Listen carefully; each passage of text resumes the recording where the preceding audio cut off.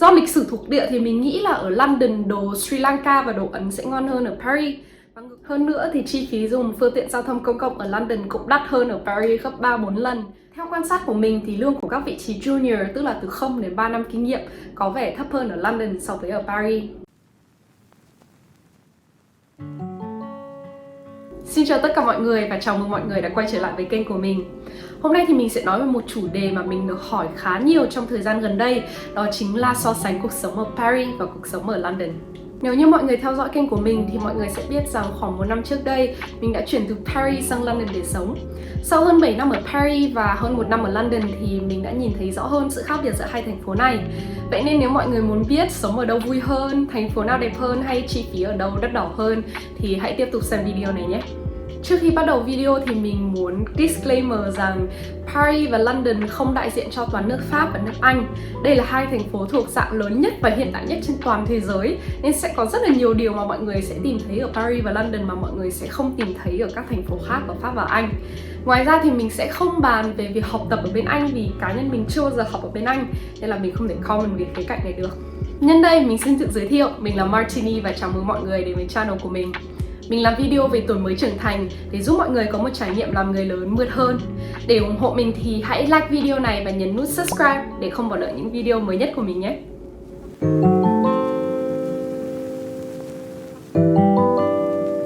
Cá nhân mình thì thấy Paris đẹp hơn, nhưng có lẽ đây chỉ là sở thích cá nhân thôi, vì kiến trúc của hai thành phố rất là khác nhau. Kiến trúc ở Paris nhất quán hơn vì vào thế kỷ 19 thì công trình Haussmann đã thay đổi hoàn toàn bộ mặt của Paris từ một đô thị cổ với đường xá chật hẹp thành một đô thị hiện đại như ngày nay với các đại lộ lớn và các quảng trường thoáng đãng. Mọi người phải hình dung là vào thế kỷ 19, nhà nước Pháp đã san bằng thành phố Paris và xây lại từ đầu. Vậy nên là kiến trúc của Paris rất là nhất quán. Ngược lại thì London có kiến trúc rất đa dạng vì đây là một thành phố có lịch sử lâu dài. Với lại nhà nước Anh thì rất hạn chế can thiệp vào những quy trình quy mô lớn. Vậy nên mọi người sẽ thấy rằng ở London thì mỗi khu sẽ có một phong cách kiến trúc khác nhau. Ví dụ như tòa tháp London thì sẽ là kiến trúc thời Trung Cổ, cung điện Westminster thì là kiến trúc kiểu Gothic, hay khu Canary Wharf thì lại là kiến trúc rất là hiện đại. Ngoài ra thì do di tích của cuộc cách mạng công nghiệp vào thế kỷ 18-19 thì ở London có rất là nhiều nhà máy cũ và các tòa nhà thì thường dùng rất là nhiều gạch đỏ. Nếu mà so sánh thì ở Paris các tòa nhà sẽ dùng màu trắng nhiều hơn.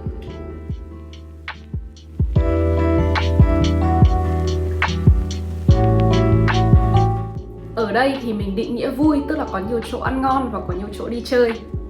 Để nói về đồ ăn trước thì mình nghĩ là cả London và Paris đều có ẩm thực từ khắp nơi trên thế giới, vì cả hai đều là những thành phố rất đa văn hóa và có dân nhập cư đến từ khắp nơi trên thế giới. Do lịch sử thuộc địa thì mình nghĩ là ở London đồ Sri Lanka và đồ Ấn sẽ ngon hơn ở Paris. Và ngược lại thì ở Paris đồ Bắc châu Phi, tức là khu Maroc, Algeria, Tunisia sẽ ngon hơn ở London. Về mặt văn hóa thì mình thấy hai thành phố khá giống nhau. Có lẽ ở Paris thì có nhiều bảo tàng hơn, còn ở London thì có khu West End có đặc sản là musical và stand-up comedy. Đi quẩy ở đâu vui hơn thì mình thật sự không biết, tại vì lâu lắm rồi mình không quẩy. Nhưng mà về mặt ba bủng thì không phải lo vì ở thành phố nào thì cũng vui cả. Ngoài ra thì không thể không nhắc đến việc đi du lịch. Nếu bạn sống ở Paris thì đi du lịch sẽ sướng hơn rất nhiều vì nước Pháp thuộc khối Schengen, nghĩa là nếu bạn có thẻ cư trú của Pháp thì bạn có thể đi du lịch ở các nước trong khối Schengen lên đến 90 ngày mà không phải xin visa. Ngược lại thì nước Anh chưa bao giờ là một phần của khối Schengen, và hơn nữa thì nước Anh không còn là một thành phần của Liên minh châu Âu từ một vài năm trước, vậy nên muốn đi đâu thì cũng phải xin visa cả. Nói thế thôi chứ nếu bạn sống ở London thì bạn cũng có thể du lịch ở trong nước Anh, và ở Anh thì cũng có khá nhiều địa điểm du lịch đáng chú ý như Canterbury, Bath, Scotland, Cornwall hay Cotswold.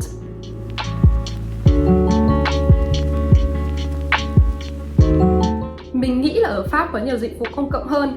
Nhất là về mặt y tế thì mình nghĩ là sống ở Pháp sướng hơn ở Anh.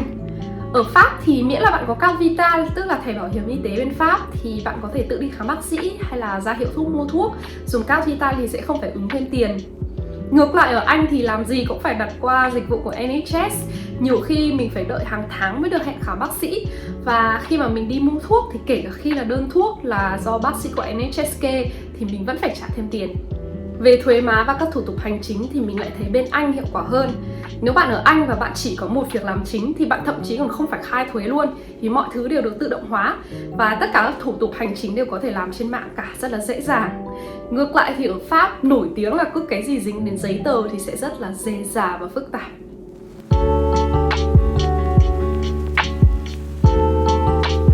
Nhìn chung thì mình nghĩ là sống ở London đắt hơn sống ở Paris. Đầu tiên là vì tiền nhà ở bên này rất là đắt hơn ở Paris rất là nhiều. Và hơn nữa thì ở Anh không có CAF giống như ở Pháp. Ví dụ như thuê studio ở trung tâm London sẽ tốn ít nhất 1.500 đến 1.600 bảng một tháng. Vậy nên rất hiếm khi sinh viên hay người trẻ ở London sống một mình, mà hầu hết mọi người sẽ flat share.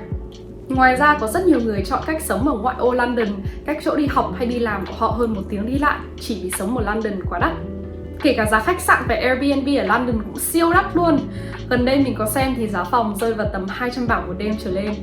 Hơn nữa thì chi phí dùng phương tiện giao thông công cộng ở London cũng đắt hơn ở Paris gấp 3-4 lần. Và ở bên Anh thì không có hỗ trợ Navigo như ở bên Pháp. Ở bên Pháp thì hầu hết các công ty sẽ trả một nửa tiền vé Navigo hàng tháng của nhân viên. Còn ở bên Anh thì không có gì nhá. Vé di chuyển một chiều ở London khởi điểm là 2,4 bảng và có thể lên đến 4-5 bảng tùy vào khoảng cách di chuyển của bạn. Trong khi đó, vé di chuyển một chiều ở Paris chỉ là 1,9 euro mà thôi. Giá thẻ Navigo tháng ở Paris là 75,20 euro, trong khi đó giá thẻ Travel Card tháng ở London dao động từ 150 đến 270 bảng.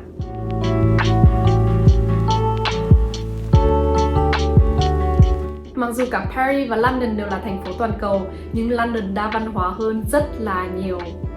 Ở London, ai cũng là dân nhập cư cả nên tất cả mọi người đều phải cố gắng hòa nhập và mình cảm giác như tư duy của mọi người cởi mở hơn. Rất hiếm khi có công ty nào ở London mà chỉ có toàn người Anh làm cả. Ngược lại ở Paris thì các công ty hầu hết đều là người Pháp làm. Nếu bạn không biết tiếng Pháp thì sẽ rất khó xin việc và một khi đi làm sẽ rất khó hòa nhập với đồng nghiệp.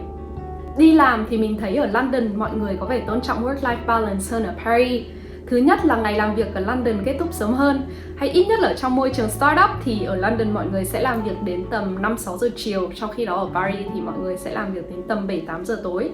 Có thể là do ở Paris mọi người hay đi ăn trưa cùng nhau, trong khi đó ở London mọi người thường ăn trưa tại bàn làm việc và gần như là không nghỉ trưa luôn. Hơn nữa ở Paris hay có cái kiểu đồng nghiệp trở thành bạn thân, trong khi đó ở London thì mọi người sẽ rất vui vẻ với nhau ở nơi làm việc, nhưng sau đó thì mỗi người đều có cuộc sống riêng của mình. Hoặc cũng có thể đây chỉ là trải nghiệm cá nhân của mình thôi. Và cuối cùng thì chúng ta hãy nói một chút về lương nào. Theo quan sát của mình thì lương của các vị trí junior, tức là từ 0 đến 3 năm kinh nghiệm, có vẻ thấp hơn ở London so với ở Paris. Ví dụ như các bạn mới tốt nghiệp Business School, lương khởi điểm của các bạn ở London sẽ rơi vào tầm 25 đến 30 nghìn, trong khi đó ở Paris sẽ rơi vào tầm 30 đến 35 nghìn. Nhất là khi các bạn so sánh lương với chi phí sinh hoạt thì thật sự là làm người trẻ ở London rất là khổ.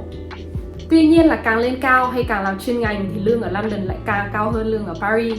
Và hơn nữa thì lương ở London được trả bằng bảng, còn lương ở Paris là trả bằng euro, và bảng thì vẫn đang đắt hơn euro. Hiện tại mình cảm thấy mình thích ở London hơn ở Paris, chủ yếu vì London đa văn hóa hơn và môi trường làm việc ở bên này hợp với mình hơn. Có thể mình đang ở trong giai đoạn tuần trăng mật vì mình mới ở London được 1 năm và trong tương lai mình sẽ thay đổi ý nghĩ. Hoặc cũng có thể bây giờ công việc của mình ổn định hơn nên mình cảm thấy mình hài lòng với cuộc sống của mình hơn. Dù gì thì mình mong rằng video này đã giúp bạn hiểu rõ hơn về sự khác biệt giữa Paris và London. Và như thường lệ, nếu như bạn còn bất kỳ câu hỏi gì thì hãy comment ở bên dưới. Nếu bạn đã xem đến đây thì hãy like video này và nhấn ngay nút subscribe để ủng hộ mình. Và mình mong rằng sẽ gặp lại bạn trong video tiếp theo của mình. Bye bye!